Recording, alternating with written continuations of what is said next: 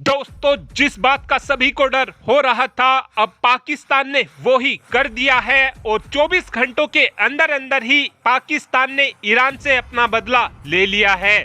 और पाकिस्तान की इस कार्रवाई के बाद अब एक और नए युद्ध के शुरू होने का खतरा हो चुका है। और इस वीडियो के एंड में हम ये भी जानेंगे कि ईरान और पाकिस्तान के युद्ध की वजह से भारत को पीओके को लेने में आसानी कैसे होगी।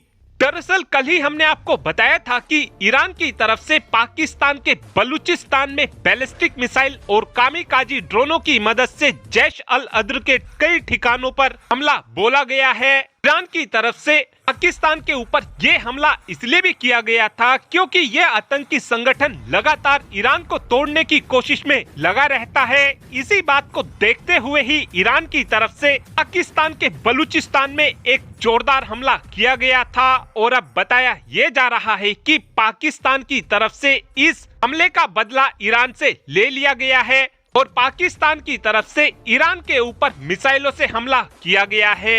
इस हमले की वजह से ईरान के अंदर 3 महिला और 4 बच्चों की जान चली गई है।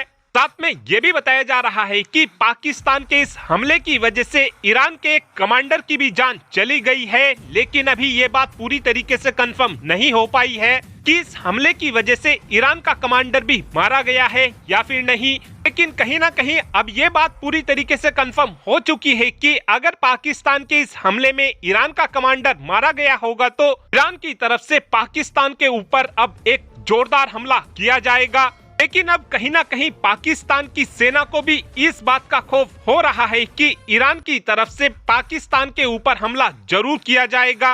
ऐसा इसलिए भी है क्योंकि ईरान पर हमला करने के तुरंत बाद ही पाकिस्तान की तरफ से बोला गया है कि जो हमने ईरान के सिस्तान बलूचिस्तान पर हमला किया है, इस हमले के दौरान हमने केवल आतंकी संगठनों को ही मारने की कोशिश की है। साथ में पाकिस्तान की ये तरफ से ये भी बोला गया है कि हमने पूरी सटीकता के साथ इन आतंकियों को मार गिराया है। पाकिस्तान को ईरान के ऊपर ये हमला इसलिए भी करना पड़ा था क्योंकि पाकिस्तान की जनता की तरफ से लगातार अपनी गवर्नमेंट के ऊपर इस बात को लेकर प्रेशर बनाया जा रहा था कि ईरान ने हमारे ऊपर मिसाइलें दाग दी और हमने कुछ कार्रवाई भी नहीं की। इसी प्रेशर को देखते हुए ही पाकिस्तान की सेना की तरफ से ईरान के ऊपर ये हमला किया गया है।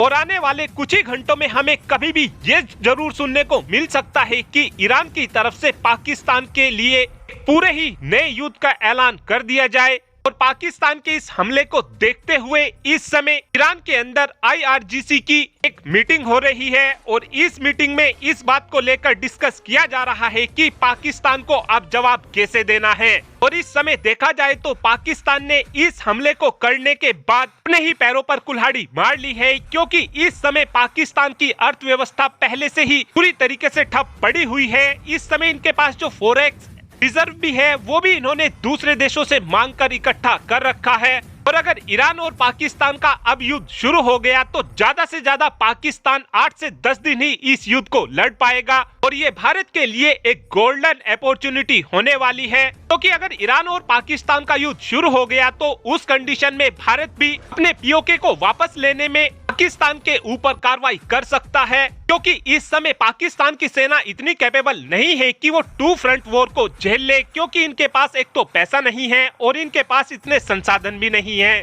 और अब आप ही कमेंट कर बता सकते हैं कि क्या हमको इस मौके का फायदा उठाना चाहिए, हाँ या फिर ना। इस बात का आंसर आप कमेंट बॉक्स में दे सकते हैं। Thanks for watching this video. Have a good day.